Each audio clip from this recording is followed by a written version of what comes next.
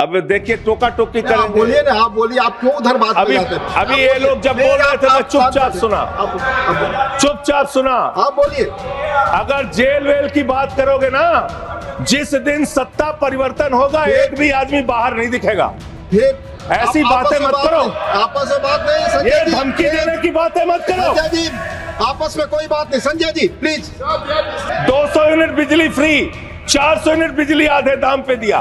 दिल्ली के अंदर केजरीवाल की सरकार ने इलाज मुफ्त किया, पानी मुफ्त दिया। दिल्ली के अंदर सीट पर बैठकर बुजुर्गों को तीर्थ यात्रा। जेल 3 घंटे ईडी सीबीआई दे दो, सबको भेज दूंगा। चलो दे दो ईडी सीबीआई। आप बोलते हैं, प्रमोट करते हैं, आप इसे मत बोलिए। ये सब चीजें नहीं जाएंगी, ये सब चीजें नहीं जाएंगी रिकॉर्ड पे, प्लीज। वो बोल रहे हैं जेल क्यों आपस में बात न करें, आप बोले संविधान पर। आप प्रोग्राम को आपस में बात न करें प्लीज, आप इस तरह टिप्पणी नहीं कर सकते, मानिए। तो लगता है ओसामा बिन लादेन अहिंसा पे उपदेश दे रहा है। ये भ्रष्टाचार के खिलाफ बोलेंगे। 3,02,000 करोड़ रुपए का ठेका इन लोगों ने। Now mister Sanjay Singh.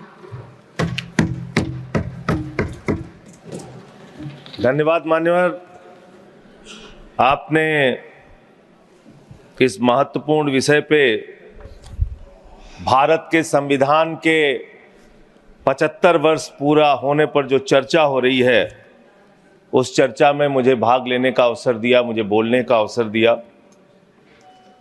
मान्यवर, बाबा साहब डॉक्टर भीमराव अंबेडकर जी ने जब भारत का संविधान लिखा तो हिंदुस्तान के सभी वर्गों के बारे में सोचा, सबके अधिकारों के बारे में सोचा। भारत कैसे तरक्की के रास्ते पे जाएगा, कैसे आगे बढ़ेगा, इसको लेके भारत के संविधान को बनाया उन्होंने। और उसमें एक एक करके जो संविधान की मूल आत्मा है, वो मैं आपके सामने पढ़ना चाहूंगा कि उनकी मंशा क्या थी, हमारे संविधान की मंशा क्या है। संप्रभु राष्ट्र यानी ऐसा देश जो किसी दूसरे देश के प्रभुता से मुक्त है, अपने सभी निर्णय लेने के लिए पूर्णतः स्वतंत्र है और उस पर किसी बाहरी शक्ति का कोई प्रभाव नहीं होगा।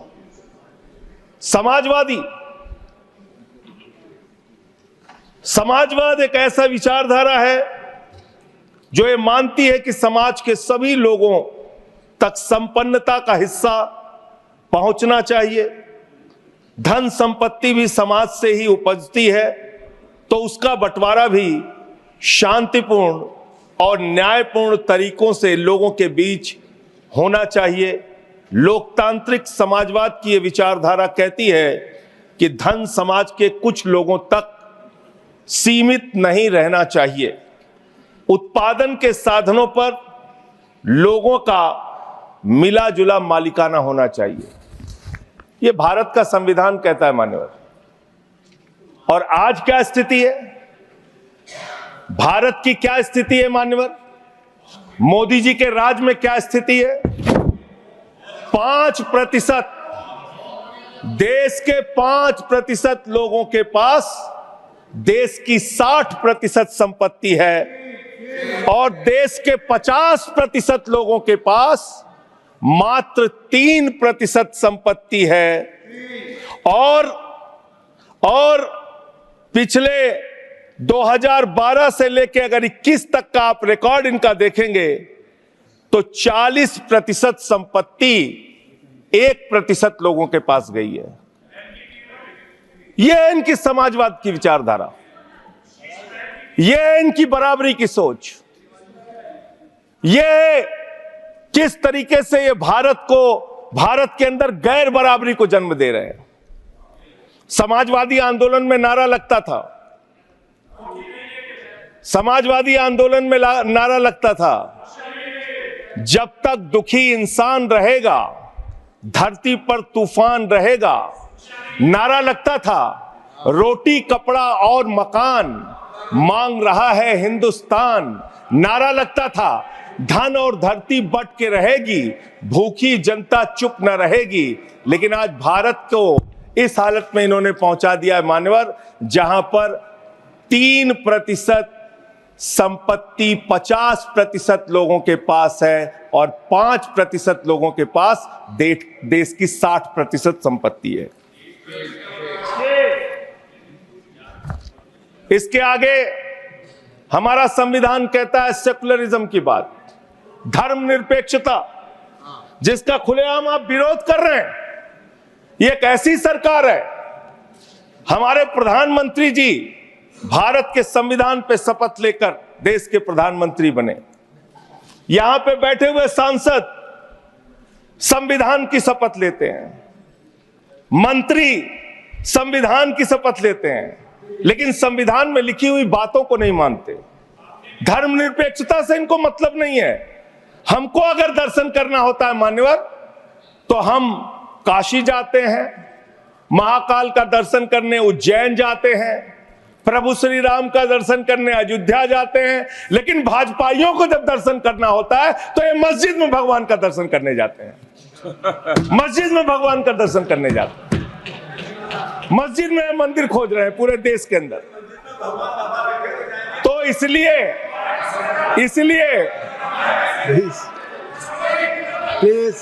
इसलिए मान्यवर, इसलिए मैं इनसे कहना चाहता हूं, कृपया साहब घबराओ मत, सीट पर चीखना चिल्लाना शुरू कर देते हैं। जैसे ही बोलता हूं चीखना चिल्लाना शुरू। मान्यवर,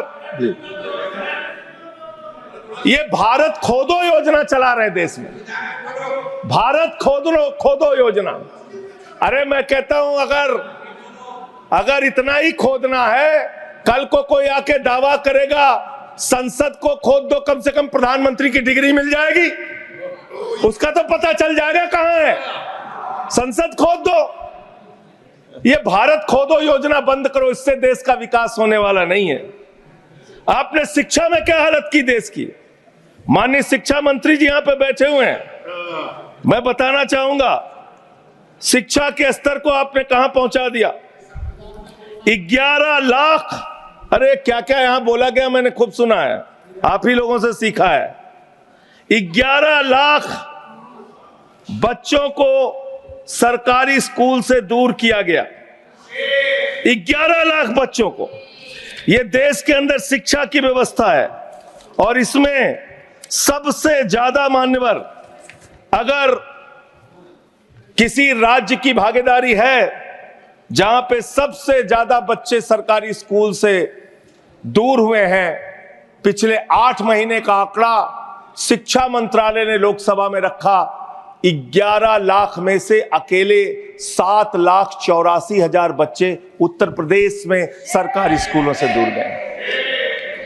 ये कर रहे हैं शिक्षा के नाम पे आप। देश की शिक्षा की व्यवस्था की हालत यह कर दी आपने। 63,000 बच्चे आसाम में सरकारी स्कूलों से दूर हुए। यह सरकार का आंकड़ा, मैं अपनी ओर से नहीं पढ़ रहा हूं। जब सरकार से पूछा गया शिक्षा पे कितना खर्च करते हैं, जीडीपी का कितना हिस्सा शिक्षा पे खर्च करते हैं, पिछले 3 वर्षों से भारत की सरकार जीडीपी पे 0.4% शिक्षा पे ऊपर खर्च करती है, और दिल्ली की सरकार जहां अरविंद केजरीवाल की सरकार है, हम शिक्षा के ऊपर 25% बजट का हिस्सा खर्च करते हैं मानव। स्वास्थ्य के ऊपर दिल्ली के अंदर 13% हम खर्च करते हैं, और भारत की हमारी सरकार जो अपने आप को कहती है मोदी जी की बड़ी योजनाएं हैं, बड़ी ताकतवर सरकार है, मात्र 2% स्वास्थ्य के ऊपर खर्च करती है। यह इस देश की हकीकत है। कैसे समानता आएगी, कैसे संविधान में लिखी हुई बातों की सुरक्षा हो पाएगी। मैं दिल्ली की बात करूं, अगर एक राज्य सरकार दिल्ली के लोगों ने भी चुना, जिसको आप चलने नहीं देते, बार बार उसके ऊपर रोक लगाते हैं, लेकिन उस राज्य सरकार के काम क्या हैं वो आपको जानना बहुत जरूरी है। एक ऐसी सरकार जिसने, अब देखिए टोका टोकी करेंगे, बोलिए ना, आप बोलिए, आप क्यों उधर बात अभी ये लोग जब बोल रहे थे मैं चुपचाप सुना, आप बोलिए। अगर जेल वेल की बात करोगे ना, जिस दिन सत्ता परिवर्तन होगा एक भी आदमी बाहर नहीं दिखेगा। फिर ऐसी बातें मत करो, आपस में बात नहीं संजय ये जी, धमकी प्लीज। देने की बातें मत करो। संजय जी आपस में कोई बात नहीं, संजय जी प्लीज प्लीज, नहीं कोई नहीं, आप लोग आपस में बात कंट्रोल प्लीज। कीजिए सर। सभी लोग आपस में बात प्लीज, आप बैठे रहे प्लीज। ऐसे धमकी देकर काम मत करो। आप विषय पे बोले, विषय बोले। अडानी की दलाली करने वाली सरकार हमसे आप सवाल बोले कर रही विषय पर संजय जी, जो विषय बोलेंगे ये भ्रष्टाचार पे बोलेंगे, विषय पर बोलिए प्लीज, विषय पर बोलिए प्लीज। अडानी की दलाली करने वाले लोग हमसे सवाल करेंगे। मानिए मुझे लगता है कि संजय जी अपना आपा खो गए हैं और उन्होंने अपनी शब्दावली को ध्यान में रखना चाहिए और ये जो उन्होंने शब्द वाक्य इस्तेमाल किया ये एक्सपंज होना चाहिए। प्लीज आप बोले, प्लीज बैठ। सर बोलिए, मैं दिल्ली के काम बता रहा हूँ। आप दिल्ली के काम बताइए, आपस में दिल्ली की सरकार ने क्या किया है संविधान की रक्षा के लिए? टीका टिप्पणी ना करें। दिल्ली की सरकार ने क्या किया है इस देश के नागरिकों को मजबूत बनाने के लिए? दिल्ली की सरकार ने क्या किया है शिक्षा और स्वास्थ्य पे काम करने के लिए? दिल्ली की सरकार ने क्या किया है बाबा साहब के लिखे गए एक एक शब्द को जमीन पे उतारने के लिए? दिल्ली के अंदर शिक्षा में हमने 25% खर्च किया, स्वास्थ्य में हमने 13% खर्च किया, दिल्ली में हमने बिजली फ्री दिया। पूरे देश में पहली सरकार है जो बिजली फ्री देने का काम करती है। दिल्ली के अंदर केजरीवाल जी ने 200 यूनिट बिजली फ्री, 400 यूनिट बिजली आधे दाम पे दिया। दिल्ली के अंदर केजरीवाल की सरकार ने इलाज मुफ्त किया, पानी मुफ्त दिया। दिल्ली के अंदर सीट पर बैठकर बुजुर्गों को तीर्थ यात्रा, बुजुर्गों को तीर्थ यात्रा कराने का काम किया, बुजुर्गों को तीर्थ यात्रा कराने का काम किया दिल्ली की सरकार ने।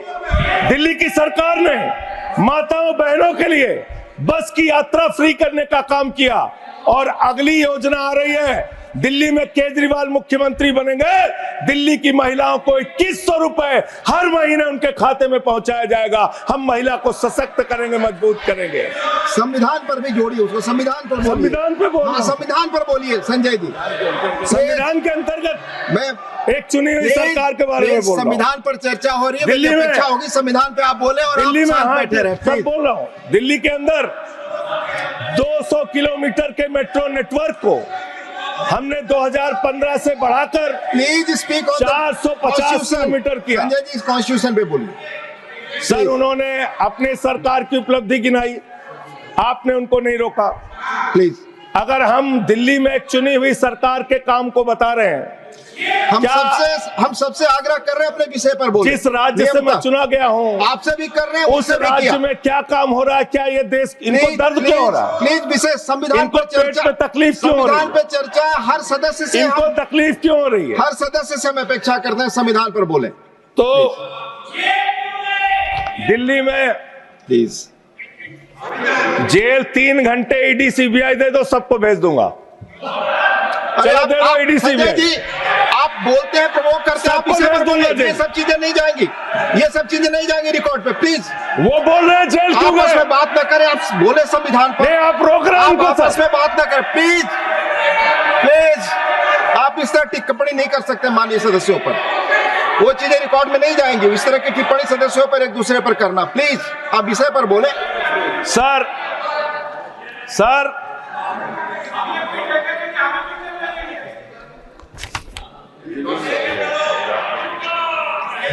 3 सर आप ही का चेहरा दिख रहा है सर। नहीं मेरा चेहरा नहीं, चेहरा आपका दिख रहा, आप बोलिए तो सर आप बोलिए। ये लोग भ्रष्टाचार के खिलाफ जब बोलते हैं, भ्रष्टाचार के खिलाफ जब बोलते हैं भाजपा के लोग, तो लगता है ओसामा बिन लादेन अहिंसा पे उपदेश दे रहा है। ये भ्रष्टाचार के खिलाफ बोलेंगे। 3,02,000 करोड़ रुपए का ठेका इन लोगों ने इलेक्टोरल बॉन्ड के नाम पे लिया सर। 3,02,000 करोड़ रुपए का ठेका इन लोगों ने इलेक्टोरल बॉन्ड के नाम पे दिया है। विषय पर प्लीज सर, विषय पर बोलिए सर। जो आप मालूम है कि विषय पर बोले गाय काटने वाली कंपनी से चंदा लेने वाले लोग मेरे ऊपर सवाल उठा रहे हैं। आपस में बात नहीं, गाय काटने वाली कंपनी से चंदा लेने वाले लोग, प्लीज ये मंत्री का चुनाव है। आप विषय पर बोले संजय सर,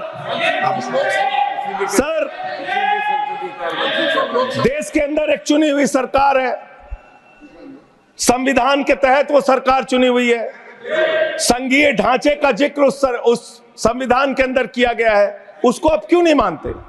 दिल्ली की सरकार को क्यों नहीं चलने देते? हमारे सारे काम पे रोक क्यों लगाते हैं आप? आपने सबसे बेहतरीन देश की काम करने वाली सरकार, एक ऐसी सरकार, जब अमेरिका के राष्ट्रपति की पत्नी हिंदुस्तान आई तो मोदी जी ने पूरे देश का हवाला दिया। गुजरात का स्कूल देख लो, मध्य प्रदेश का देख लो, उत्तर प्रदेश का देख लो, हरियाणा का देख लो। उसने कहा हमें केजरीवाल का स्कूल देखना है, मनीष सिसोदिया ने जो स्कूल बनाया है वो स्कूल देखना है। ये काम हमने किया। आज दिल्ली के स्कूल मॉडल की चर्चा पूरी दुनिया में हो रही है, अस्पताल के मॉडल की चर्चा पूरी दुनिया में हो रही है। ये मंत्री है सरकार के। बच्चों शांत हो जाओ, बच्चों हल्ला मत करो, बच्चों शांत, बच्चों हल्ला मत करो, बच्चों शांत। मान्यवर, ये हमारा टाइम खाने की कोशिश कर रहे हैं। दिल्ली के अंदर चुनाव होने जा रहा है। चुनाव भारत के संविधान का एक बड़ा पर्व माना जाता है। संविधान ने हमें ताकत दी, अपने हिसाब से विधायक चुनिए, अपने हिसाब से सांसद चुनिए, वही मंत्री बनता है, मुख्यमंत्री बनता है, प्रधानमंत्री बनता है। दिल्ली में चुनाव क्या हो रहा है? दिल्ली में कैसे चुनाव कर रहे हैं लोग? ये महाराष्ट्र और हरियाणा का प्रयोग, चुनाव घोटाले का प्रयोग दिल्ली में करना चाहते हैं। और वो कैसे करना चाहते हैं? कैसे करना चाहते हैं? ध्यान से सुनिएगा सर, प्लीज। दिल्ली के अंदर ये चुनाव घोटाले की मैं रिपोर्ट लेके आया हूं। ये रिपोर्ट आज पूरे देश को पता होनी चाहिए।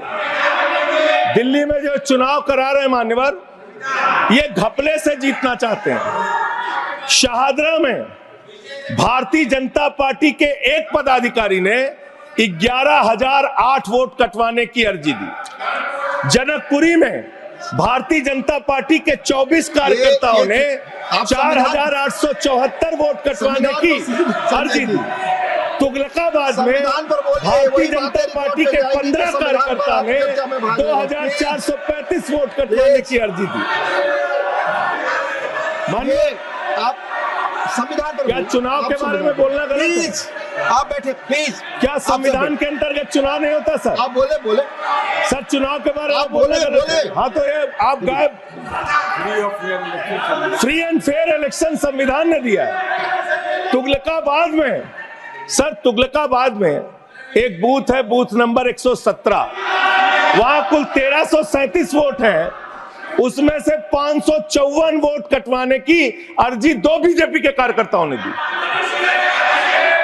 पालम में भाजपा के 9 कार्यकर्ताओं ने 1641 वोट कटवाने की अर्जी दी। संजय जी, रजौरी गार्डन में सर, चुनाव का अधिकार संविधान ने दिया। ऑथेंटिसिकेशन सर, चुनाव का अधिकार संविधान ने दिया। जो आरोप लगा रहे क्या हैं, चुनाव के घपले पे नहीं बोलेंगे यहाँ पे? प्लीज, क्या चुनाव के घपले पे नहीं बोलेंगे? इसको चुनाव, हाँ, ऑथेंटिकेट करूंगा, ऑथेंटिकेट करूंगा sir, I will authenticate. Please, मैं ऑथेंटिकेट करूंगा सर, आपकी बात सुन लिया सर। हरिनगर में आप बैठ जाए जगह पे अपनी। हरिनगर में भारतीय जनता पार्टी के 4 कार्यकर्ताओं ने 637 वोट कटवाने का आवेदन दिया। करावल नगर ने 2 कार्यकर्ताओं ने 3,260 वोट कटवाने की अर्जी दिया। मुस्तफाबाद में एक व्यक्ति ने 534 वोट मैं नहीं कर रहा। I am not ending sir, I am not ending. Leader of the house, I am not house. नहीं सर, ऐसे आप तो फिर ऐसे लोग एक मिनट आपको हम समय देंगे, आप देखिए। Leader of the house. नहीं, मैं एक ही बात स्पष्ट करना चाहता हूं कि जिस संविधान ने ये ताकत दी है कि वो वोटर्स लिस्ट के बारे में जो चर्चा कर रहे हैं कि उसको कटवाने का, वो प्रोविजन भी संविधान के अंतर्गत ही है। और उसमें देखने वाली बात ये है कि ये इतने दिन सत्ता पे कहीं रोहिंग्या और बांग्लादेशी के वोटों पर तो नहीं बने हुए थे। माने संजय जी, इतनी शानदार बात आज की है लीडर ऑफ द हाउस ने सर, मैं इनका नमन करता हूं। इतनी बढ़िया बात इन्होंने कह दी कि मैं इसका जवाब जरूर दूंगा। सर, इन्होंने कहा कहीं ऐसा तो नहीं जिनके नाम काटे जा रहे हैं वो रोहिंग्या हैं। हमारे उत्तर प्रदेश के भाई, हमारे पूर्वांचल के भाई, हमारे यूपी बिहार के भाई जो 40-40 साल से दिल्ली में रह रहे हैं, अपने श्रम अपने खून पसीने से दिल्ली को बना रहे हैं, आप उनको रोहिंग्या करें। आप उनको रोहिंग्या करें। हिम्मत कैसे हुई आपकी? हिम्मत कैसे हुई आपकी? आप बैठे। आप हमारे पूर्वांचल के भाइयों को रोहिंग्या कहेंगे? हिम्मत कैसे हुई आपकी? हिम्मत नहीं होनी चाहिए आपकी। आगे बोले। पूर्वांचल के लोगों को ये बांग्लादेशी कह रहे हैं। मैं नाम पढ़ रहा हूं, राम सिंह बसंत विहार में रहते हैं, उनका वोट कटवाया गया। राम बसंत विहार में रहते हैं। आप सब बैठिए। ये पता है सर, आपके सदन पर रखूंगा।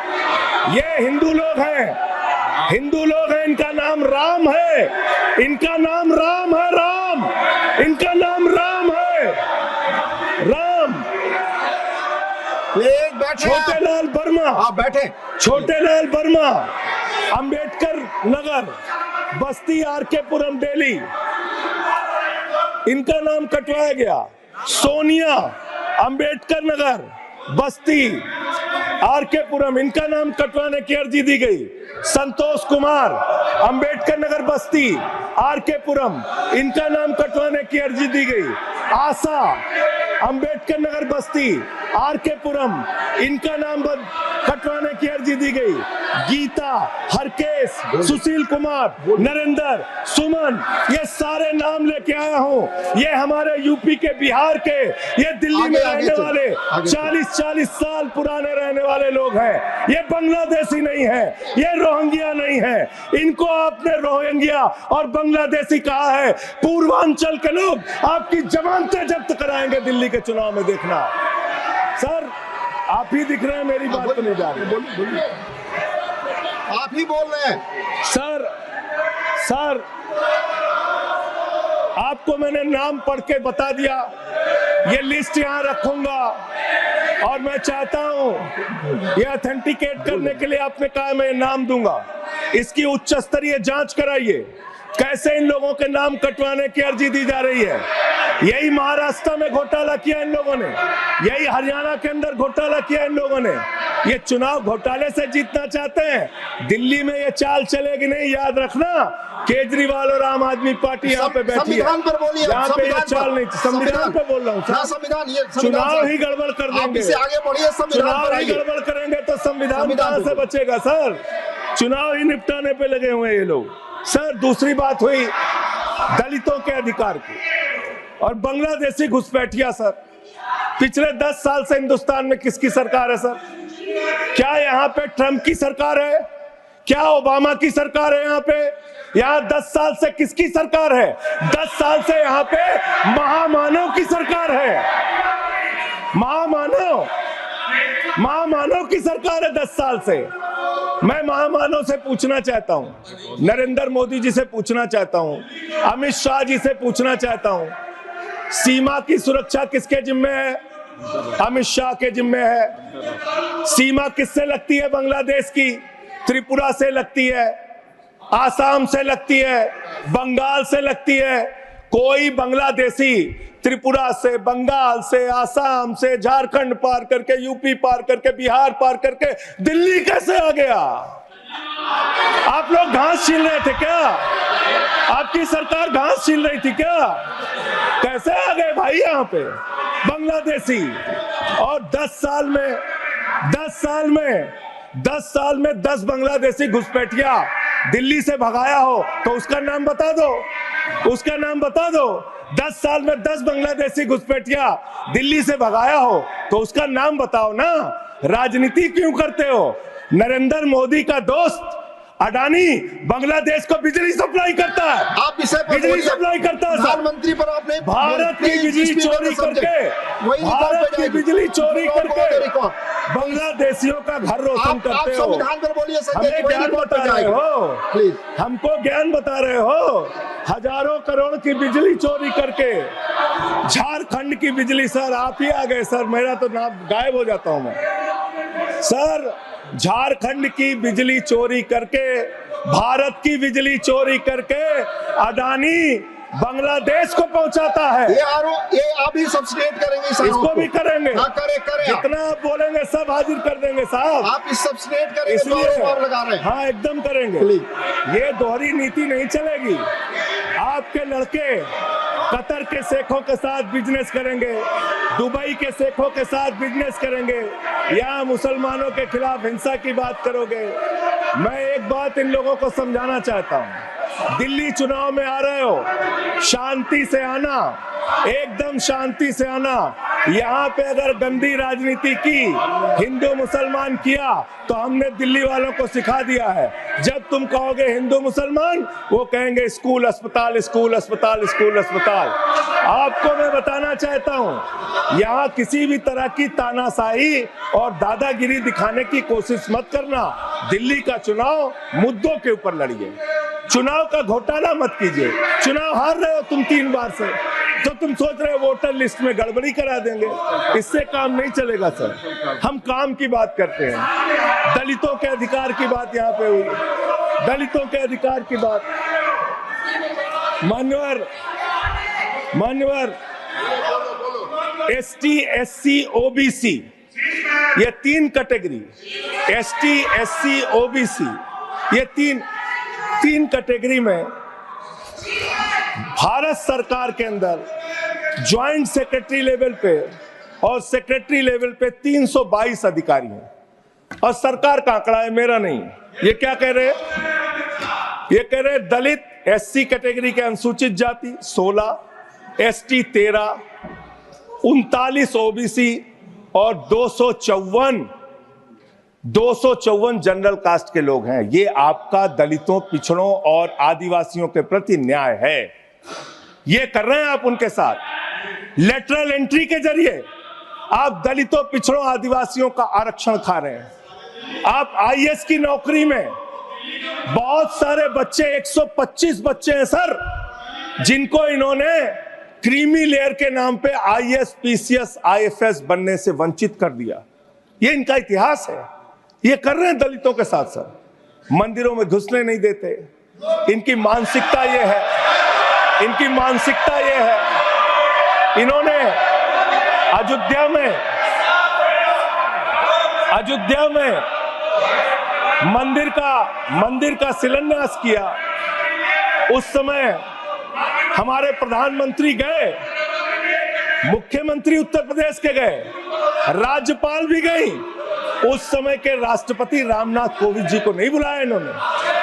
मंदिर के उद्घाटन में इन्होंने श्रीमती द्रौपदी मुर्मू जी को नहीं बुलाया, क्योंकि वो दलित समाज से थे, ये आदिवासी समाज से हैं। आपकी मानसिकता ये है। 100 वर्ष हो गए आरएसएस को, एक भी दलित, पिछड़ा और आदिवासी आज तक आरएसएस का प्रमुख क्यों नहीं बना? इसका जवाब दो, इसका जवाब दो। आप नफरत करते हैं दलितों से, पिछड़ों से, आदिवासियों से। ये आपकी मानसिकता है। इसलिए आगे कॉन्स्टिट्यूशन पढ़ता हूं सर, आगे क्या लिखा हुआ है?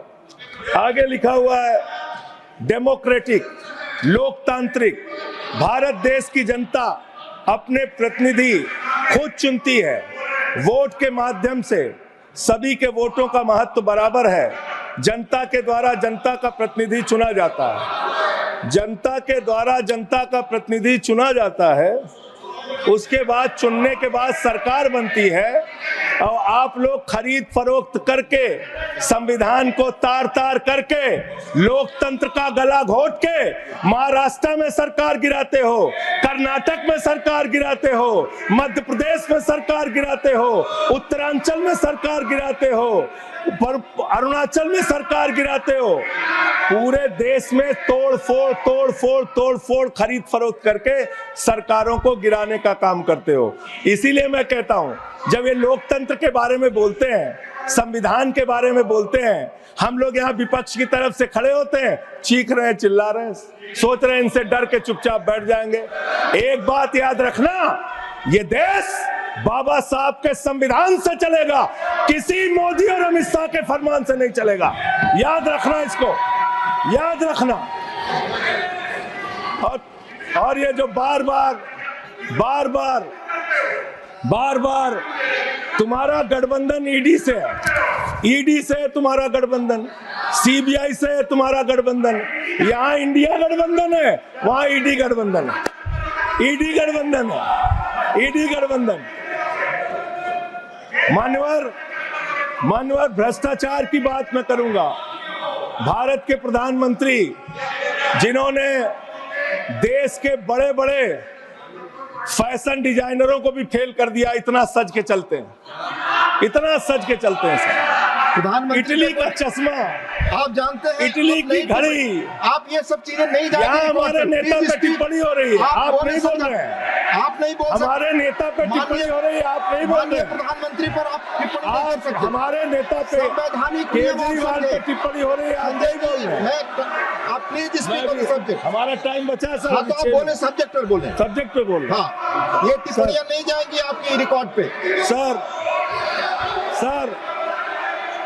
बच्चों शांत हो जाओ, बच्चों शांत हो जाओ, बच्चों शांत, बच्चों शांत हो जाओ बच्चों। मानवर, न्याय की बात, भारत का संविधान सभी नागरिकों को सामाजिक, आर्थिक, राजनीतिक स्तर पर न्याय देने का वादा करता है। ये न्याय दे रहे हैं भारत के लोगों को सर, ये न्याय कर रहे हैं भारत की जनता को, ये न्याय दे रहे हैं। आज चुनी हुई सरकारों को प्लीज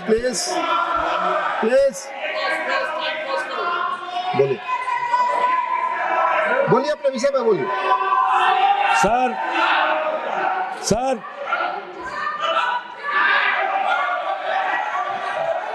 ये अगर यहाँ नारा लगाएंगे, आप इनको रोक नहीं रहे हैं। मैं बोल रहा हूँ उनको भी और आपको भी। वो नारे लगा रहे हैं, आपने शुरू किया।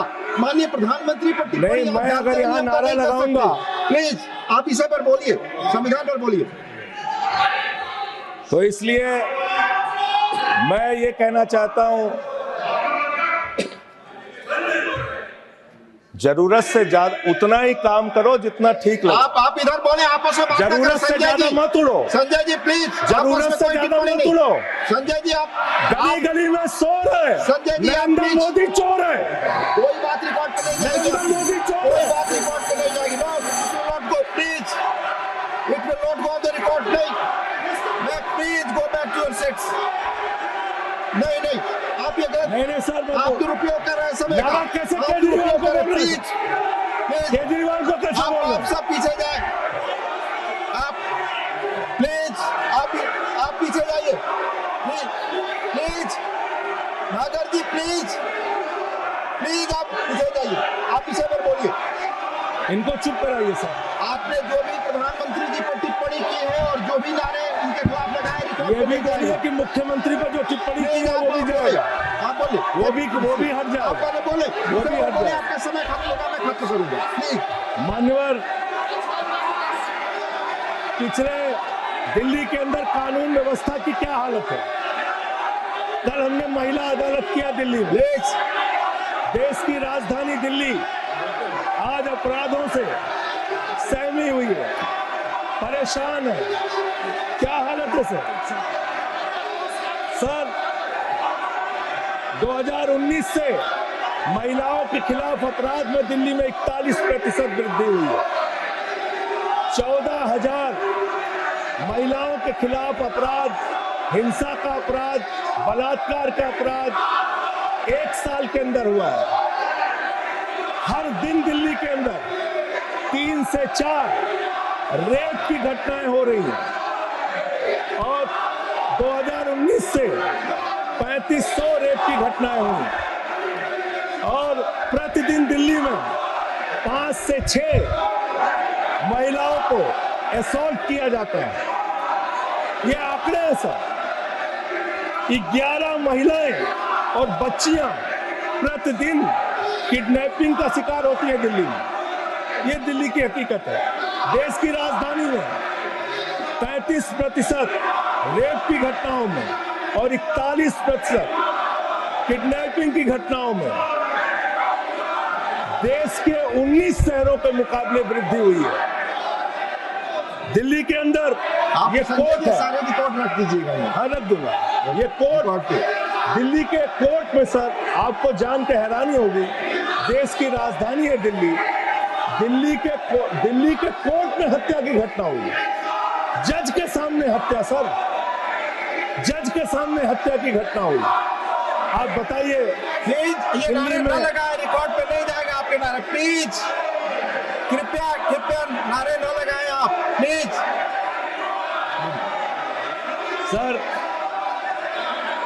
सर दिल्ली के अंदर कोर्ट में हत्या हुई। देश की राजधानी में राष्ट्रपति रहते हैं, प्रधानमंत्री रहते हैं, उपराष्ट्रपति रहते हैं, सारे लोग रहते। सर मेरा वीडियो नहीं आ रहा।